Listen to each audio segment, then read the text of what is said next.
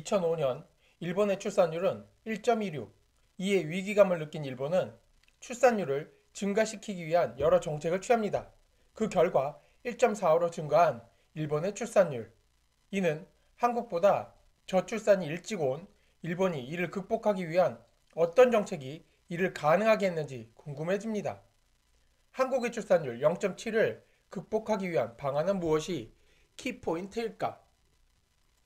1980년대 일본의 초호황기를 거쳐 거품 경제가 일면서 경제력이 좋아진 것 같은 착시 현상이 일어나며 일본 여자들의 남편감에 대한 기준이 하염없이 높아집니다. 3고, 고학력, 고수입, 고신장. 이것이 여자들의 배우자에게 내건 조건이었습니다.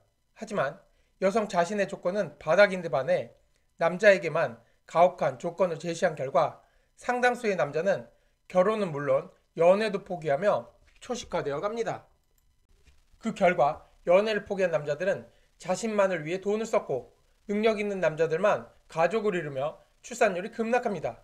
이런 와중에도 일본 여자들은 페미 사상에 심취해 여러 요구를 남자에게 강요하며 그것들을 들어줄 수 없는 남자들로부터 외면을 받았고 그 여자들이 40을 넘겨 50에 이르는 아라포 세대, 즉 어라운드 40, 40 이상 노처녀들이 급증합니다.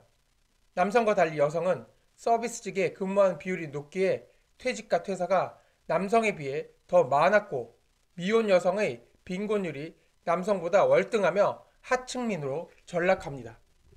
이를 본 젊은 여성들은 능력 있는 4050의 중년 남성에게 시집을 가거나 아니면 자신들의 눈을 낮추어 장기 불황인 일본에서 살 수 있는 수입이 많지 않아도 안정적인 직장이 있고 성실한 남자를 원하게 됩니다. 이에 발맞춰 정부는 결혼을 원하지만 형편상 결혼을 못한 남성에게 지원이 집중되며 결혼율 또한 올라갔습니다.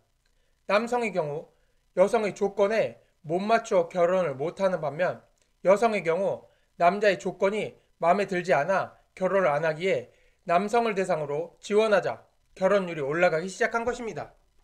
게다가 일본 여성들은 페미의 반작용으로 정상적인 여성들이 급증하며 30살 전에 결혼을 하려 하며 결혼 전 1,000만 엔을 모으려 노력하며 결혼 시 자금을 남자와 나누어 지려는 생각을 대다수 일본 여성들이 하게 됩니다. 이에 비해 한국은 어떤가 생각해보면 엄청난 부담을 대부분 남자에게 지우고 10등급 여성이 2, 3등급의 남성을 원하는 것을 당연시하는 분위기가 여성들 사이에 형성되어 있습니다.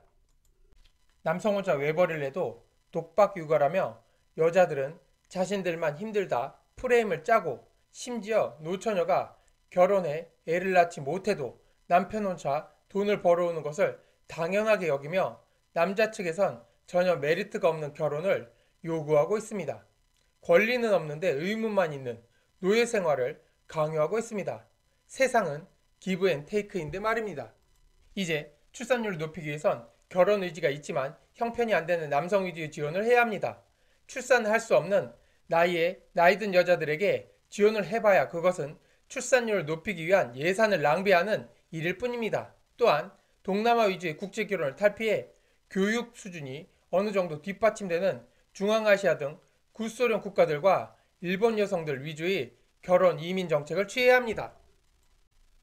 남북이 통일되면 어느 정도 인구 감소의 문제를 늦출 수 있어 한국의 미래는 아직 어둡다 생각하지 않지만 그것은 그것대로 결혼 이민은 이민대로 정책을 펴서 단절된 출산율을 극복하고 한국의 아랍 세대의 출산 쇼크에 대비해 다시금 성장의 시동을 걸어야 한다는 걸 일본의 출산율 증가 노력은 우리에게 많은 시사점을 남기고 있습니다.